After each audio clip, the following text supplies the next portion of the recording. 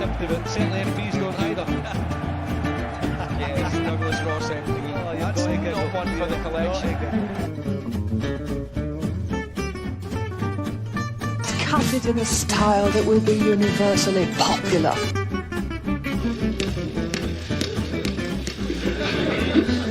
I used to think that Mona-Lot was a fictional character, but it turns out it's actually the First Minister of Scotland. In the name of Stephen Kerr, a potato with more vitamin C than a lemon. I am not a potato.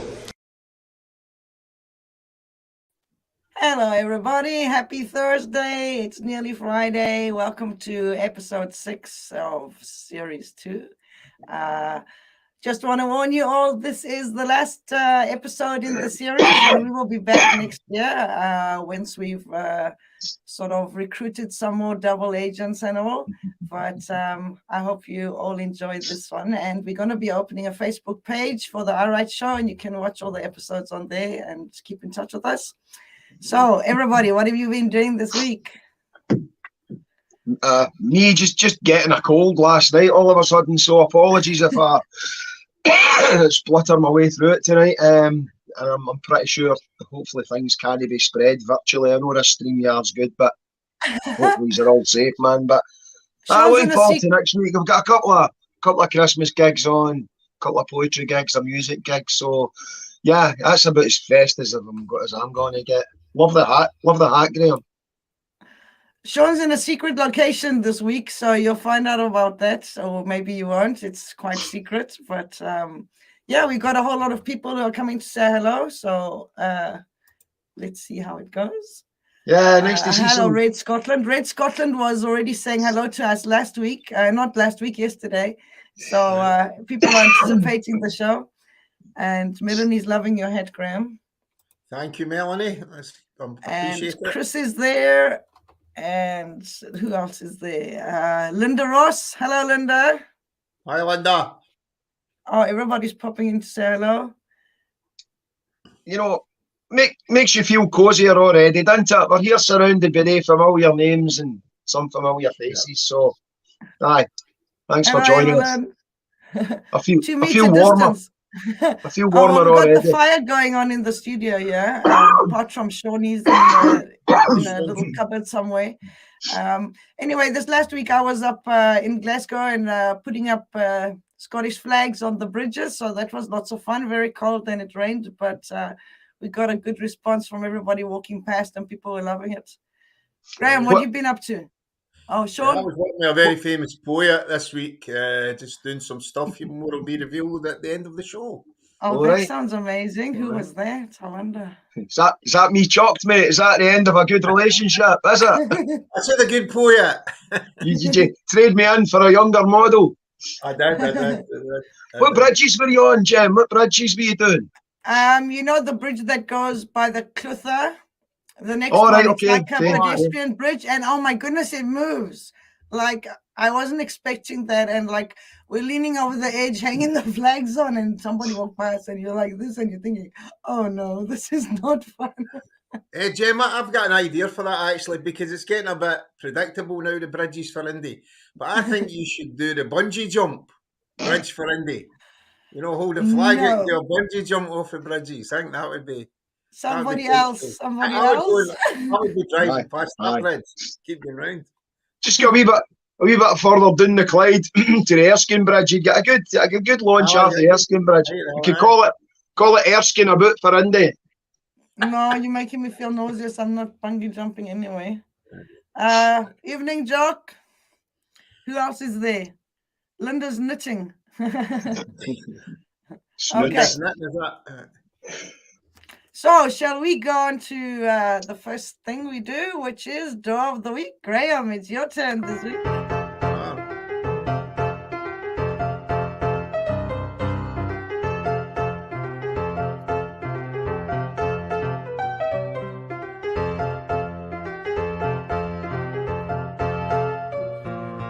Ladies and gentlemen, it's Draw of the Week! So, what number are you choosing? Does it matter, Jim? Be honest. Does it matter? Yes, of course it matters. You know, like, Numbers is everything, you know. I was just looking at that dude booting the door, and I'm thinking to myself, is that what Santa's going to do nowadays? Because there's no chimneys in all the new builds. Yeah, well, Graham's got his hat on, so he has to go in the door. Poor Santa's got to wear a stab vest. You never know, there might be a hottie in there. He's going in there to get the presents. Right, his wife passed the Rottweiler. This is an exciting choice. Right, this is gig number 6, so obviously I'm going to go for number 8. I knew you were going to go for number 8. I just had a feeling. Go for it. Right, okay, let's see what's been. Are you worried about this government being seen to be helping the better off more than the poorer people? Absolutely not. Look, we are not just about benefiting the rich, but benefiting the rich benefits everyone. And let's not forget the rich have more houses to heat and some of us have stables. But look, this term trickle-down economics is something that's been mischaracterised by the left on what our government is doing. We're not trickling down, we are watering a whole garden selectively. If you're watering a garden, do you water everything in it? Some would argue yes, but I would say no. No, you water the lovely flowers and not the weeds. I'm not saying the working class are weeds, but they don't help the flowers grow, and the flowers is what maketh the garden. Okay? But you have to understand, we had austerity, then we were levelling up, then we trickled down, and now we're pruning the working class, which helps everyone, and it's up to Mother Nature on whether they grow back again next year. Well, what can I say? I think I'm going to let you guys comment on that. Okay, well, obviously that's a parody, but the thing is, when you watch it at first, you get caught out because, and I think it just shows you how far the Tories have sunk, that you actually think at first, is that real? I mean, the fact that you could think anything as stupid as that could actually be real, but when you look at some of the things I've done recently, well, the first time I saw it, it caught me out and I was raging, you know. I was like, oh my goodness, these bloody unionists, Tories. And then I found out it was a parody account, so. Yeah, no, it's just so close to reality these days, you know, when you look at Liz Truss's premiership and the daft things that she did, and then, you know, what they were getting up to during COVID. So I thought that's quite a funny wee clip, that. Yeah, what do you think, Sean? Aye, it's quite alarming as well that how close the parody has become to fact. And again, as a writer, and you'll find this as well, Graham, when you've been doing parody songs, my fear over the last few years was how do we find something more ridiculous and more funny than what's actually happening? And that's the way these guys have actually pointed that out, that the truth has become so ridiculous that it's actually funnier than the fiction. I know Joe Lycett has been doing that and all recently. But come on the weeds. The thistles are weed into it, so come on the weeds. Right, but Chris Fisher was right in there. He was kind of implying that they're a bit selective about what kind of water they were using to how they were urinating on us from a great height, and that's kind of, and then kind of obliquely, Chris also said Rossi's great. I don't know if he like Holiday in the Isle of Butte, or I don't know, an old Status Quo fan, but Mon Rossi as well. Francis Rossi. I see James bailed out. She must have got a better offer. No. I just got attacked by a Tory. You know, they just leapt in here and just dragged me in my chair, but I'm back. Aye. So that was that. I mean, it's just, as I say, it's just getting so ridiculous now that, you know, I mean, Jacob Rees-Mogg, they're all cartoon characters, aren't they? Boris Johnson. You could actually, you could do a Simpsons and I don't know what you call it, Westminster. And you know, the characters are all there. You don't actually have to invent them. But again, the danger of that though is that it gets them away with so much. Nobody really noticed the real message that Rees-Mogg was driving, or nobody really noticed how dangerous Boris Johnson was, because they hid behind these masks, these clown masks. So there's a sinister side to it as well. But aye. Thistle is a weed, but I prefer over a lot of the flowers. Too right, Nelly. Listen, I'm absolutely a weed myself. I remember a gardener once told me that a weed is just a flower that's grown in the wrong place. And I think lately we've kind of people look at that way now as well. We're looking at natural rewilding, at pollination and stuff like that. So yeah, grass verges overgrown. So we've kind of rethought the definition of weeds. They're just a flower in the wrong place. And maybe that does sum up Scotland. We're in a wrong bloody place. No, we're in the right place. They just want to have us, you know. All right, and that was that done. Dear Neil.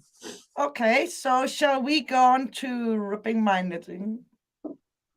Okay, let's put this. I think this is Sean's, isn't it? Sean.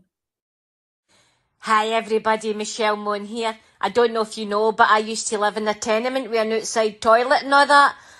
But now that I'm in the House of Lords, and I just want to say, I want to thank Matt Hancock and wee Michael Gove, my wee buddies there, to get me in the VIP lane for the PPI. I know it didn't work out. I know the masks were shite, and I know a lot of money was wasted, but at the end of the day, you're either in, you're out, you're either up, you're down. I'm an inspirational speaker to the stars. If a door closes, chap another one. If it's dark outside, it means it's after tea time. You've just got to, it is what it is. Anyhow, I'm going to read out this menu for you because it's a special lunch. First up, we've got Pagioni. Oh, sorry, that's page 1. Oh, she's wonderful, Jane Goodley. Okay. Come on. Pagione. Pagione. That's made me hungry, man. Pagione. I think you just have to laugh at these Tories because what else can you do, you know?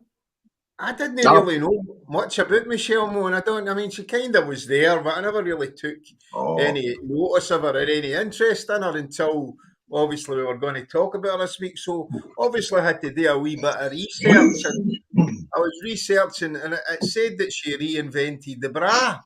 So, I'm looking at... Well, that's what I read. So, I'm looking at... I'm obviously doing my research, and I'm seeing all these models. And they're on lingerie, and I don't see anything new about the bra, right? I don't get it. You know, I'm expecting big crossovers or, you know, something different. You know, I don't know whether there's something attaches to you. I don't know, Jem. You're the bra expert in this panel. What's different about Michelle Moon's bra that I'm not seeing? I have no idea. And I'm just a wild and free girl, so I can't comment on bras. Right. Well, I saw nothing. I saw nothing there that would tell me what was different about it. It just looked like a lingerie company to me. So I didn't see any reinvention, which is I was a bit disappointed in that because I was expecting like Y-fronts or a Y-front type bra or something, you know, something really quite original. And yes. After such exhaustive research as well, Took a while. I tell you. In fact, I've never put so much research into any topic in my life, Sean. Probably just need to come clean with the viewers. We weren't going to talk about Michelle Moon this week, but when Karen found out what Graham has been doing on the computer all week, we had to use that as the cover story. Graham decided, I've been doing research all week, Karen. So we had to bring in Michelle Moon. Scott the Ferryman, always great to hear from Scott the Ferryman. Michelle's new range is an arsonist slang. Exactly. Love it. So, any of the girls out there, can anybody tell us out there what's different about Michelle Moon's bra? Because I'm genuinely want to know what this reinvention is. Being an ex-engineer myself, I kind of need to know where this is. Is it something that clips onto your ears that pulls them up or something so that when you're running, I don't know. I mean, I'm kind of getting that problem now, but Evelyn's come to the rescue, you know. Does Evelyn Y-fronts bra? You're going back. The cross your heart. Cross your heart. Right, of course. They used to have that, didn't they? What was the slogan? Is she or isn't she? Was that Silver Clink? No, my girdle is killing me. But while you were concentrating on the visuals, Graham, being an engineer, examining all the structural differences and diagrams and all that, whatnot, I was kind of reading about the bits and pieces, and apparently she was over on holiday in the States and saw this bra advertised and went, okay, I'll buy the European copyright to this, whatever it was, a secret ingredient. And that was it. So when you say invented, I think she just kind of has adapted it for the European market, and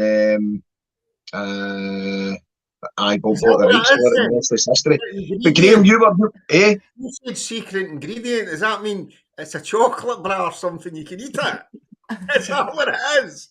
Well, is that what I'm missing? It's a sweetie. All I could find out, because obviously intellectual property, these engineers have got to protect the research, man. So all I could see was it said silicon, a kind of silicon. So if you chew it, it might be a bit chewy, man. I don't know, it might be a bit chuck. That's all I can find out. But Graham, you were saying that you hadn't really noticed much about her. I'm the opposite, man. I've been bursting to see her fall on her face for a long time. Right. Just that thing where she immediately forgot her backside and what she for what she came for. But I done a poem about her a few years ago. It was when she announced that she had OCD. And I was like, come on, hen, don't belittle real conditions that people have really got, neurodiverse conditions. So I done this poem about some of the neurodiverse problems that she might have, you know, a bit of psychopathy or a bit of sociopathy, or certainly narcissistic tendencies. But at the time, I was just kind of poking fun at her, but she said she had OCD, and then when I was reading up on her recently, I thought, OCD, the amount of things you've forgot, hen, for somebody that's got OCD. She was accused of sending racist messages to somebody. Forgot, can't remember anything about that. I've lost the text.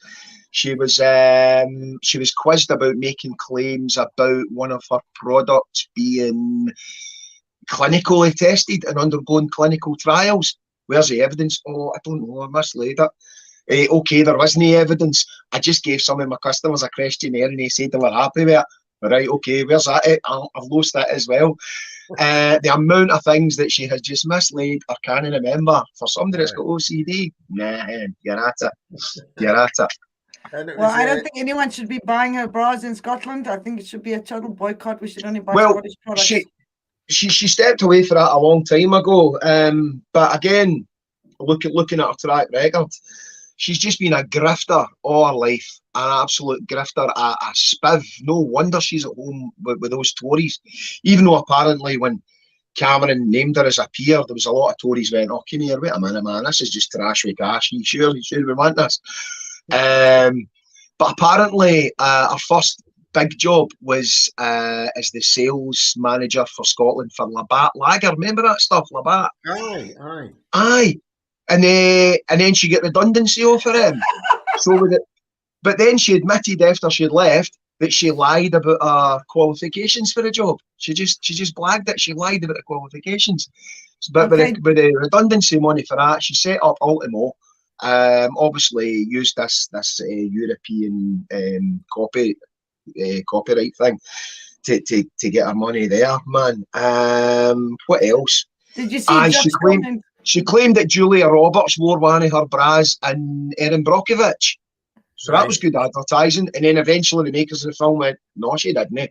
But it's out there. You know, you've already put it out there. Folk have listened, you've already sold a few. She lied about that as well. When the fact is they deny that's even their publicity.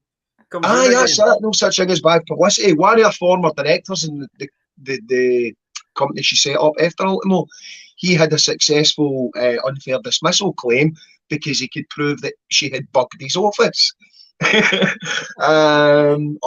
just, man, George Osborne called her morally repugnant, some of the things she'd been doing. I thought to myself, if George Osborne thinks that you've overstepped a boundary, you really need to look at your moral compass there, man. Miracle weight loss pill, she lied about the poof there.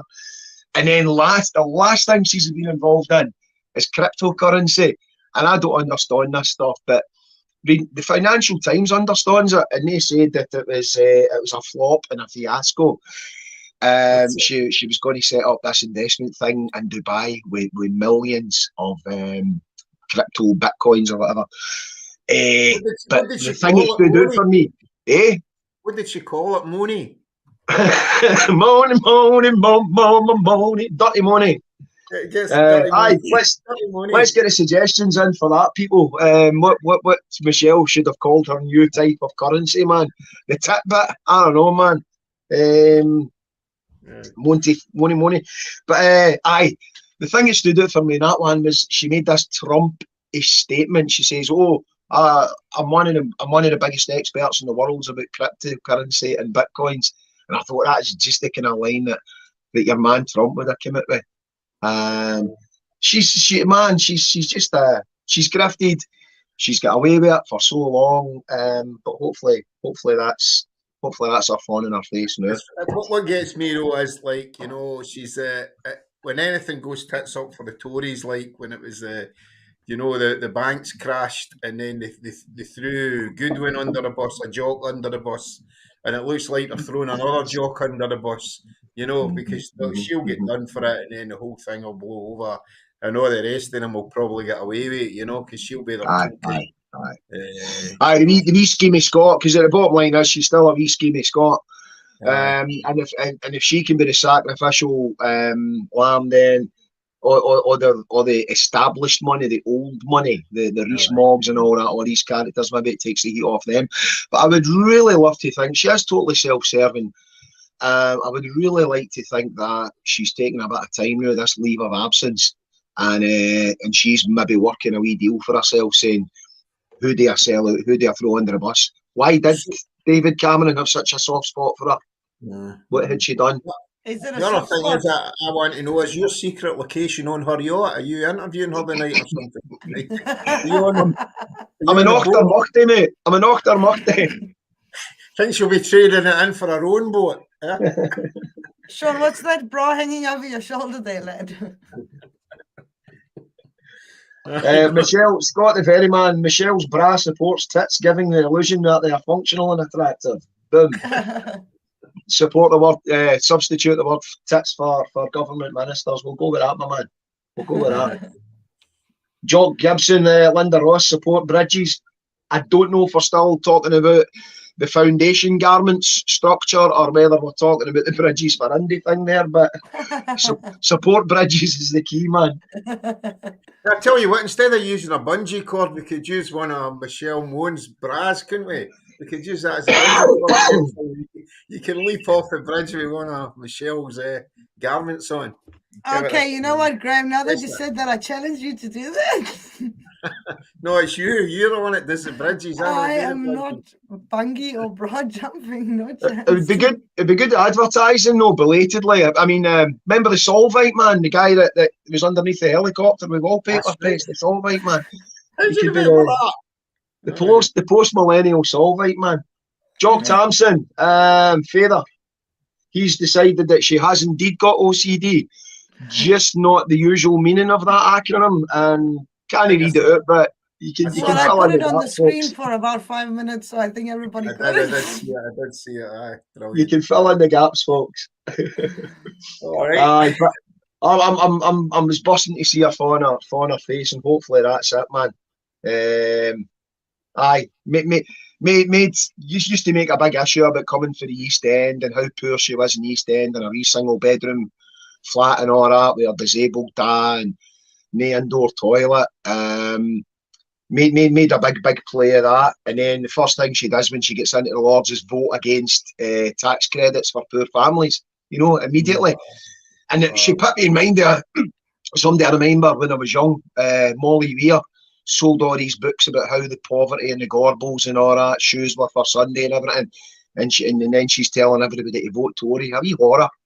So somewhere between, I think she's the the hybrid child of Molly Weir and Donald Trump.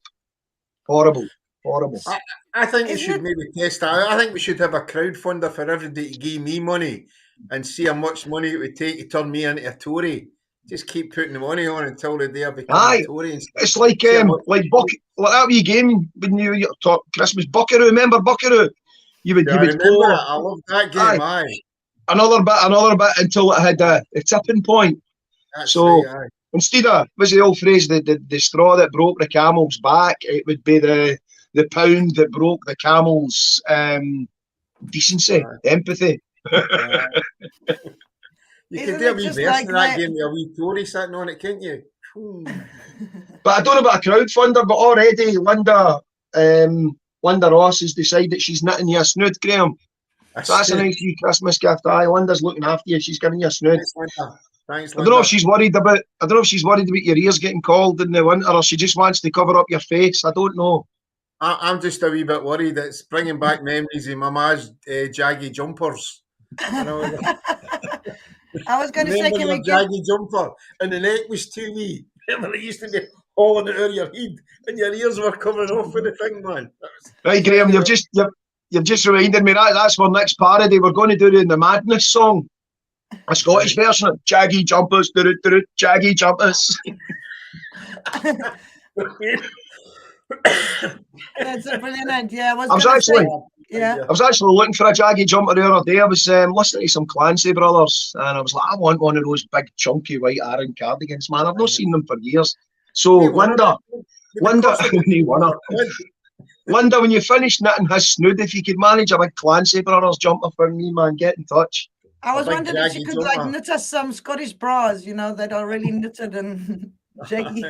Maybe we could take over Michelle Moan, the knitted bra, and Jem can test them jumping off the bridge with them tied to your feet, see if they don't break. Or that could be a kind of appropriate community service, Jen. If she doesn't get to jail for what she's done, we could maybe say you've got to do 1,000 hours in a jaggy bra. That doesn't sound good. How long is 1,000 hours, by the way? Yeah. Scott the Ferryman reminded me of an over-shoulder boulder holder. I only heard that one for a while. Jem, did you speak Afrikaan when you were over by? Did you speak Afrikaan? You were kind of forced to. Aye. Apparently the Dutch or the German for it is a stoppen floppen. Is that right?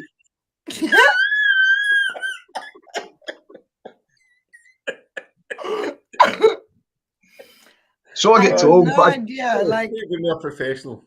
Don't believe everything you read in the internet.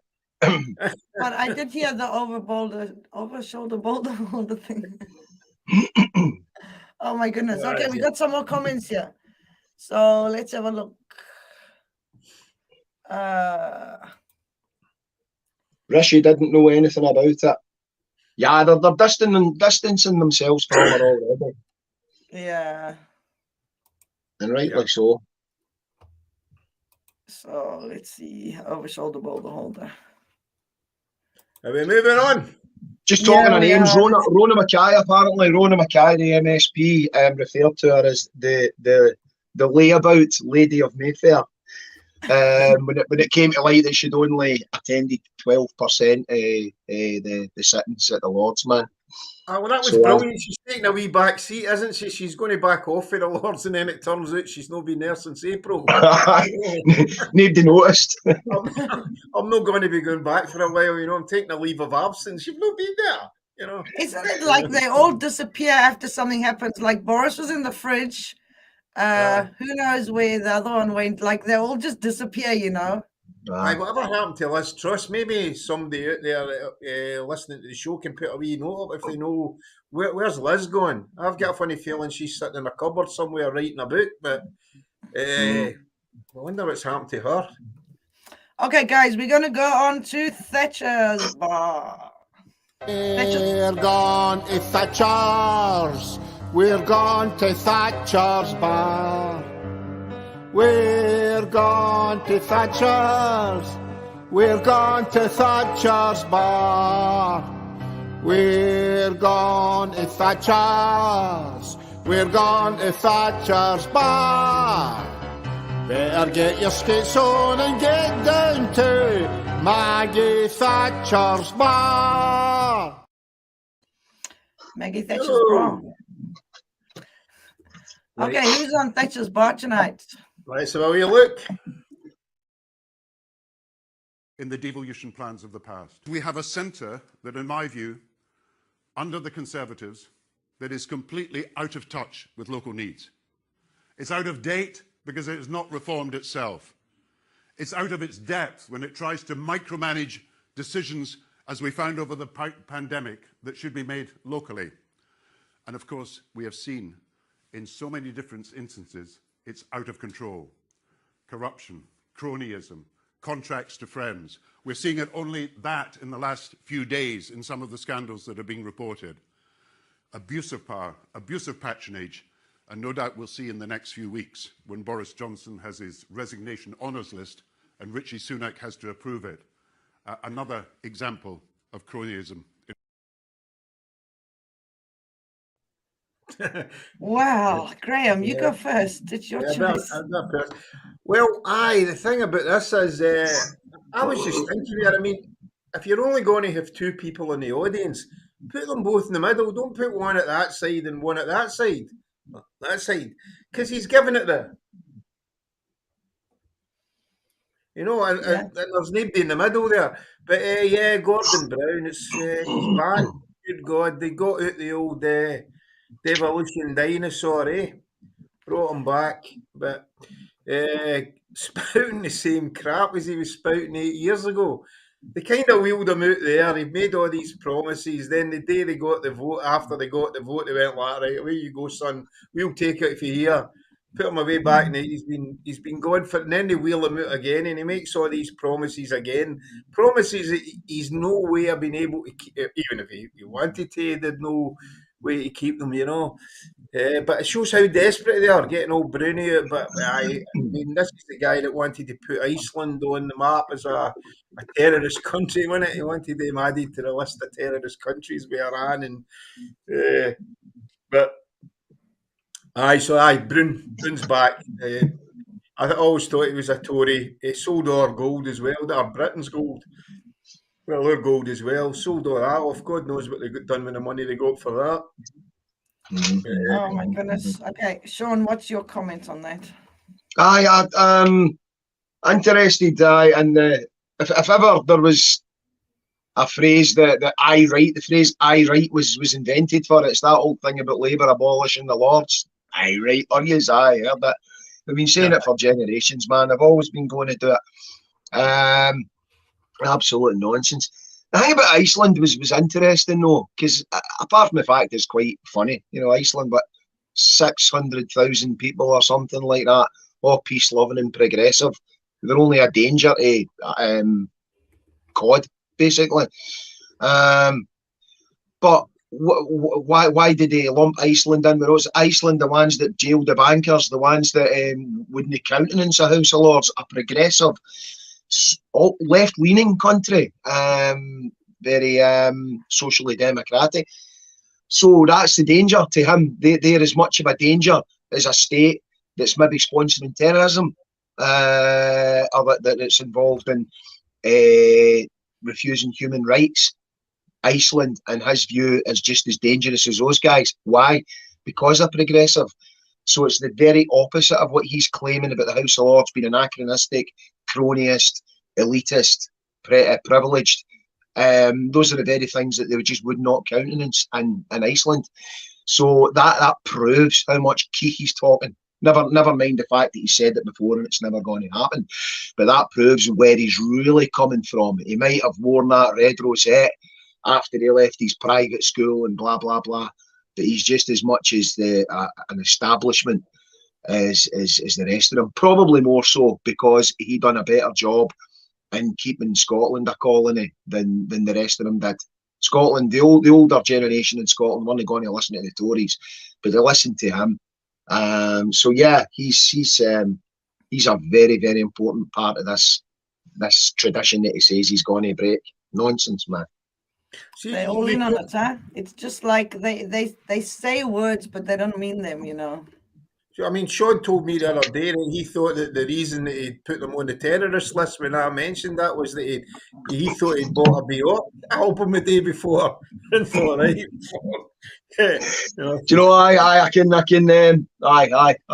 Much as I'm very, very anti-nuclear lobby and all that. I think if there was anything that would justify nuking a whole island, it would be Bjork. Aye. I'll give him that. I'll give him that one, man. Joe Gibson on the subject of Brown has quoted another old song, Bankster's Paradise. Another good parody. Got the IMF for the gold. Yeah, man. Scott the Ferryman. Well, the rest of us all moved to Iceland, but Scott the Ferryman is still thinking about Braz, which is understandable, man. Understandable. You're only a male, man. You're only a man, Scott. And boobs are always funny, aren't they? Boobs never stop being funny. He said the bra was invented by a German. Mr. Otto. I'm an expert on them now, having done the amount of research. You've got the browsing history to prove it. Apparently, it was a Mr. Otto Titsling that invented it. Okay, that's maybe my comment of the week. Cheers, Scott. At least they weren't talking about Iceland, the grocery store. You know, that could get confusing. Aye. I'm not impressed with them either. See, for the frozen stuff, they're pretty cheap and maybe even their fresh produce. But see, for all the add-ons, all the jars and all the name brands and all that, nah, big markup one. I'm not impressed with them either. Give me Aldi's or Lidl's. Sorry, that was just a wee tangent. Okay, so where are we putting this Brown character? Because when I hear the word brown, I just think of something that smells not very nice. So where are we putting him? Well, we're kind of on the right lines there, I think, when we're talking about Gordon, aren't we? Brune's back. For me, man, he's doing there with Annis and who's that other wee neff beside the wee lino there? He's doing that beside them, I think. I don't see him being up there with Thatcher or.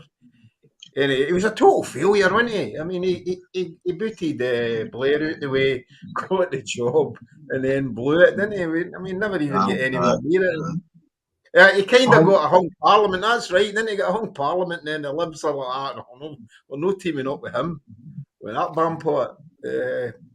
He could be under her ass or looking at her boobs, you know.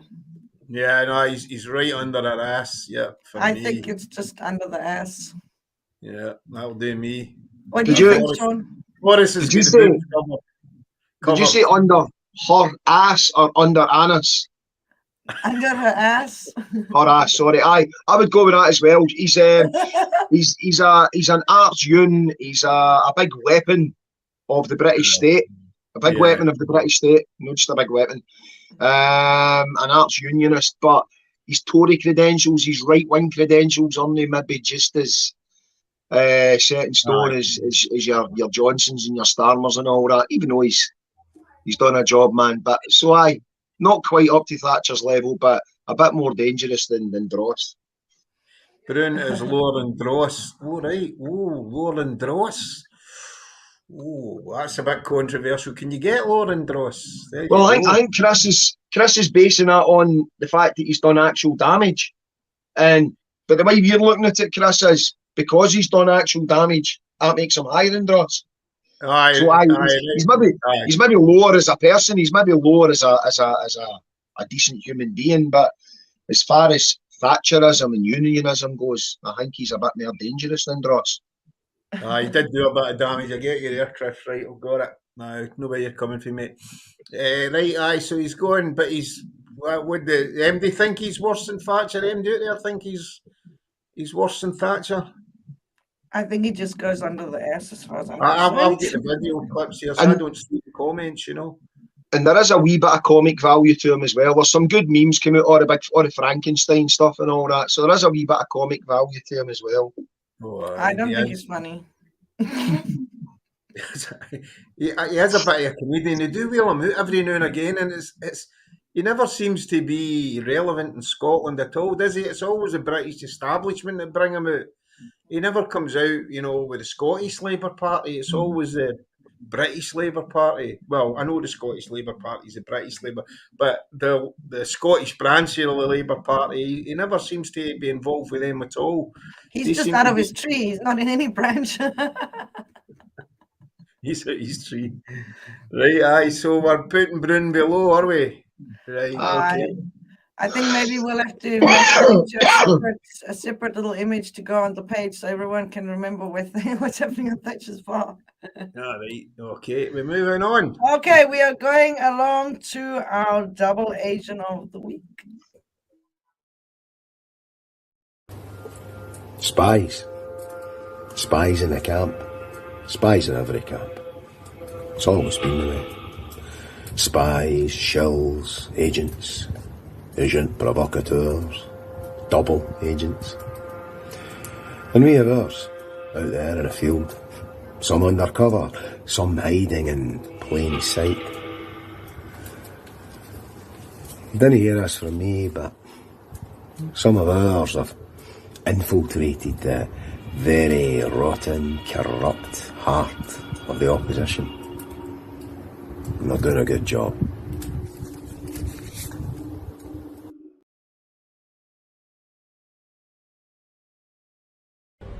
I'm outside the Institute for Statecraft's office in central London on Temple Place. This is a state-funded charity that's been undermining British democracy. This is an organisation that was established to allegedly counter Russian disinformation. I've been trying to get answers to why is it this organisation has been smearing the leader of the opposition. They've got premises registered up in Scotland, and I went to visit those just before Christmas, only to find that they're located in a semi-derelict mill at the end of a dirt track.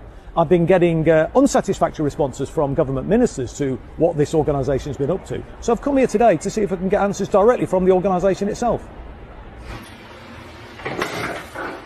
Is he down? Are you down? Right. Yeah, I'm Chris Williamson. I'm the Member of Parliament for Derby North. I just wanted to ask some questions about why is it that you've been smearing Jeremy Corbyn and the Labour Party and interfering in the internal affairs of fellow European democracies. Want to ask some questions about Pedro Baños? Hello? That was an absolutely shocking, appalling response.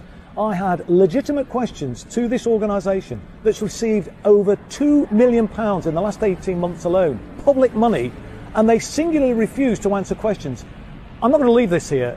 We need to get to the bottom of what is going on. I think it really begs the question, is Britain a democracy? Because if it is, then organisations like the Integrity Initiative should not exist.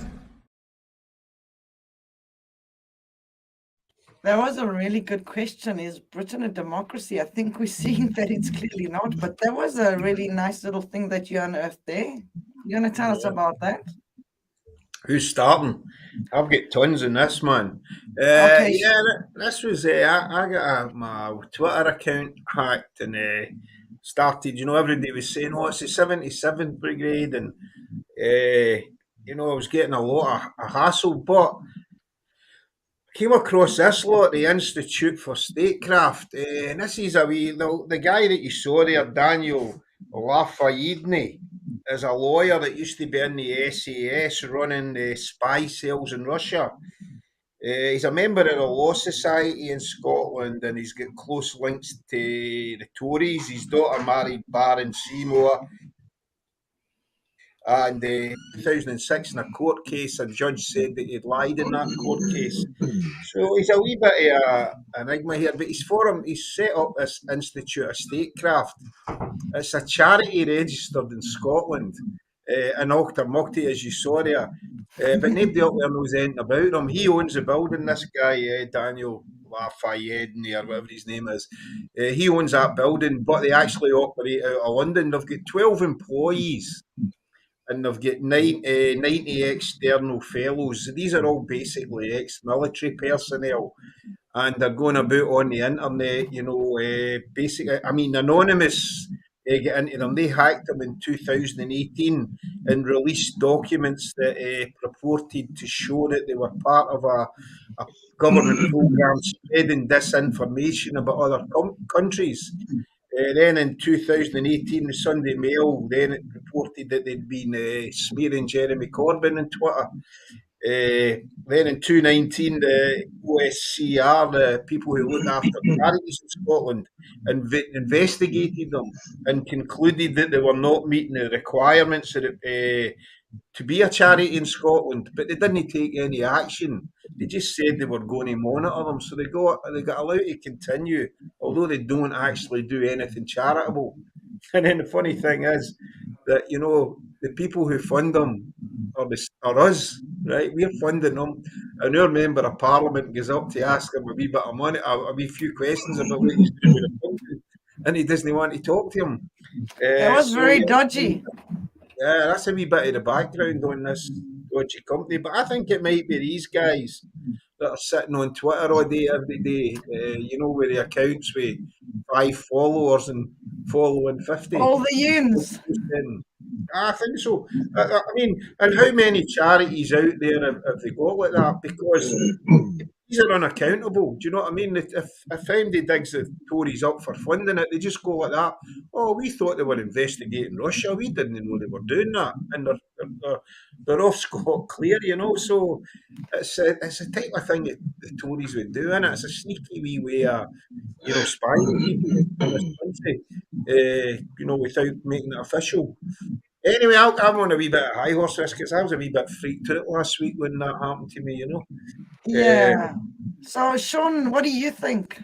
Aye, and although it was that English MP exposed them in 2018, he doorstepped them, which in itself was quite funny because a Labour MP from Derbyshire, probably the very type of person that was telling us in 2014 that we were imagining it, that it was a conspiracy theory, that the BBC is fair, that the British set up as a democracy, blah, blah, blah. And then a few years later, they go, oh, here, wait a minute, it's not. And because it was only a couple of years ago you saw the anti-BBC sentiment rising in England as well. So that in itself was quite funny. But since then, their website has been in limbo. It's not taken down, it's just suspended. We're taking this website down because we were being hacked, and we're going to cooperate with the Scottish Council of Charities on it.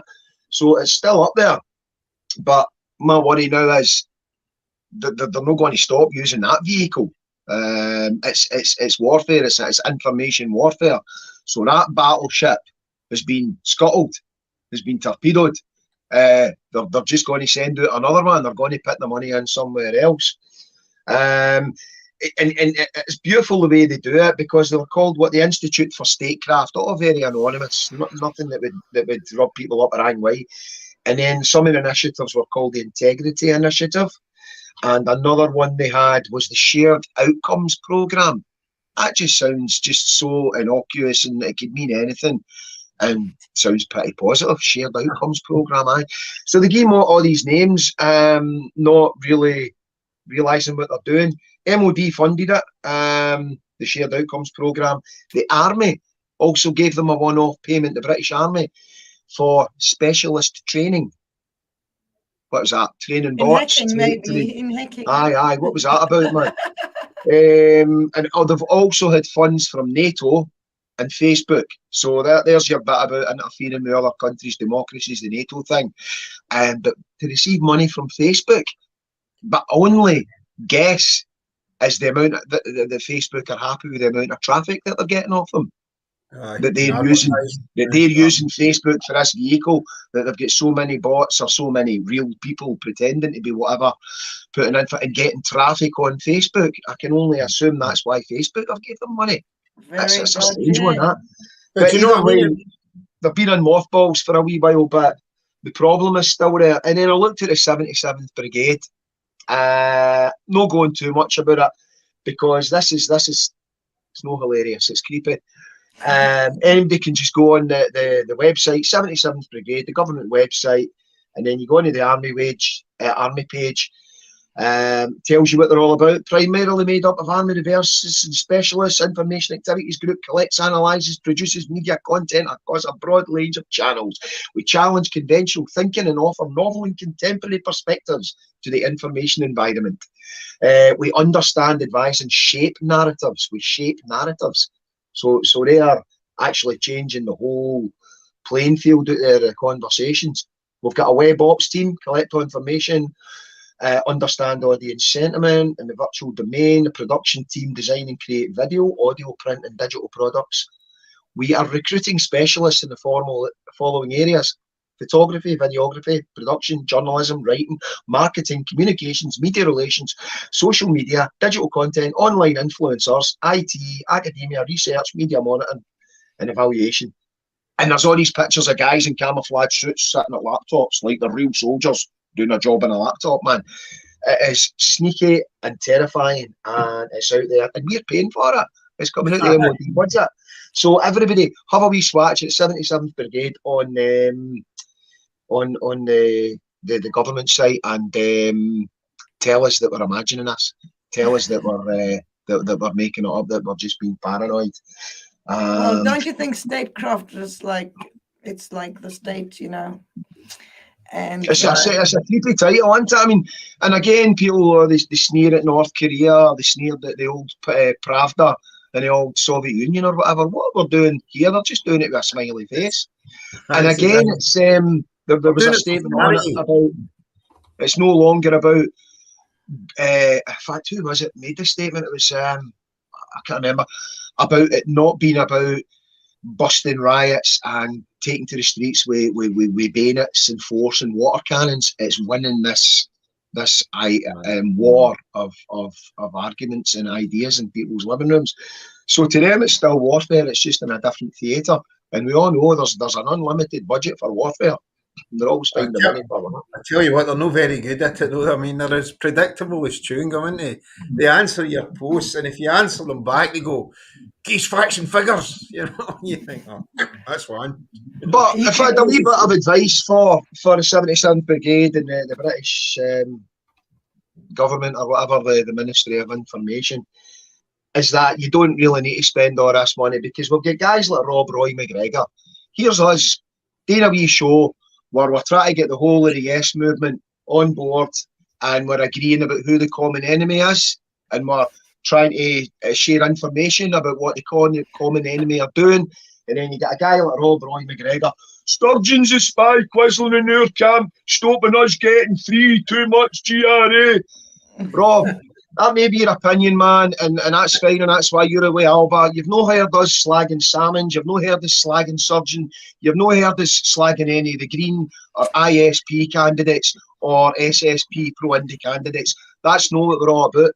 So, really ironic that you made that comment at this very time, pal. There's the enemy getting themselves together, plumbing resources into it, and we've got the usual daft wee Scots fighting with each other. Have a word with yourself, Rob Roy. Have a word with yourself. If that's your real name. Anyway. I doubt it. I sincerely doubt it. It was just like a little stupid comment. I'm Moving not on. even putting it on the screen. Pete Scally loves your bonnet. Pete Scally loves your bonnet, Dallas. Is that right? Oh, there you go. It's no sitting right, actually. I'll maybe need to put a wee Kirby I grip know. on I it. was going to say something. What do you think? A wee Kirby grip? Aye. Or maybe Michelle Moan's got a wee thing. Maybe she can invent something for keeping that in place. Right. Aye, I'm glad you like it, Pete. But you're not getting it. Pete would swing it, wouldn't he, man? He got a wee swing on that bobby. So there you go. So you don't actually need to be doing charitable things to have a charity. Who would have thought, you can do espionage and call it a charity for it. I'll need to set up a charity, I'll need to think of something I can get money for the government for you. Writing songs charity. I don't think I'd get away with that, would I? There must be something more sinister, we could kind of. If you were writing songs in defence of the British establishment and the British state, it would probably come under one of those jobs that we saw advertised in the 77 site, like content creators, writers, producers. You could probably get a gig with them if you were doing that. I don't think So they literally pay people. My CV would be too good, would it? I don't think they'd like my CV somehow. Here's It'd be a paid gig though, Graham. It'd be a good paid gig. Working for the Okay, British guys. State. You never know. Maybe that's what I'm doing. Right. Okay. Is there anything else we want to chat about? No. Anything coming up over Christmas and New Year and until we see everyone again? Yeah, we'll be We're back going- in the new year, hopefully. So we're going to ask you viewers to keep just keep logging on, just keep a wee eye on our page, and if you've got any ideas, people, any wee things that you're wanting us to look at or that you think would be quite good to have a wee poke at, give us a shout and we'll look at it in the new year. And apart from anything else, it's all good to hear from you all. So it is. More jokes about boobs all the way through Christmas and New Year. That's fine. Keep them coming. I'll keep researching. Karen. I'll be getting slapped about the head when I walk out of here. Like, wait up. Anyway. I have no comment. So where can we get those new after eights that you've eaten? Aye, well, there's a party going on out there. It's wife's got our pals up tonight, so there's I don't know if you can hear them in the background. There's a bunch of giggling old women out there, all laughing and joking like they were 17. But anyway, They're not laughing when they find out who stole all their after eights. Jen, there's apparently these new after eights are a bit thicker and they're all different flavours. Game changer. Do you know what I mean? Remember when we used to go to parties and everybody had to bring their own carry out and there was a packet of crisps in the middle of the table for everybody in it? It's not like that now. What was that called? The buffet. Aye, your buffet. My missus has got 6 women round here and she's got enough food there for about 26, you know? Like, Do you think it's always overdone. Could we have a chocolate buffet and we have like all sorts of chocolates on a table and you can eat as much as you like? Wouldn't that just be wonderful? Okay, everybody. Yeah? Hope everybody has a good Christmas and New Year. Don't drink too much or drink too much, but who you like. What do you have to say to Sean? Enjoy your Christmas and New Year, folks, and don't forget about us. Drop us a wee line now and again. We'll see you sometime in the new year. If we're allowed back on.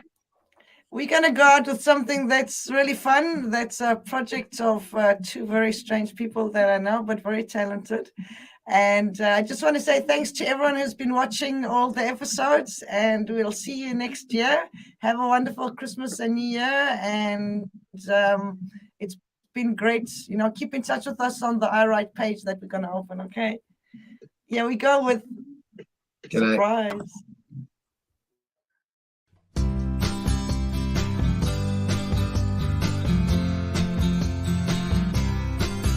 Well, when you're sitting there in your green Westminster chairs, playing the role of nice folk in this British farce,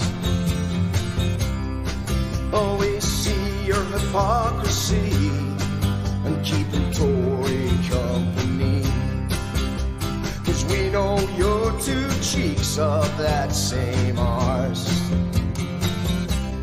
Going down, British Labour, going down.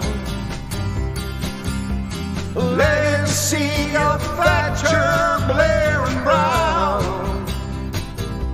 And we will send those red Tories down upon him for all the workers they betrayed. For all the principles they're selling. And we won't forget the red roses on your grave. When you were scratching backs of the mainstream media hacks, telling lies before that referendum day, telling pensioners they're doomed, and singing Project Fierce at June. Our respect for you was finally drained away. You're going down, British Labour, going down. With Starmer and the Lords and your love of the crown. And we will send those red Tories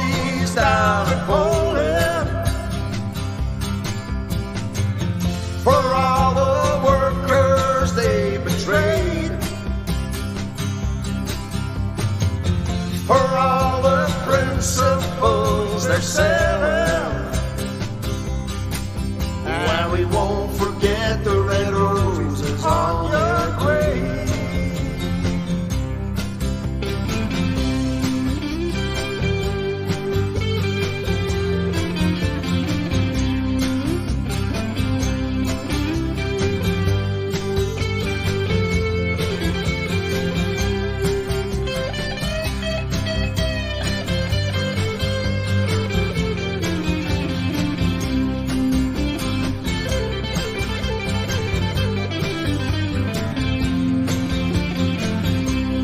Going down, British labor, going down. With Starmer and the Lords and your love of the crown. And we will send those red Tories down to Poland for all the times they're in cahoots. In all those councils with the Tories. And we won't forget the red roses lost their roots. No, we won't forget the red roses on your grave.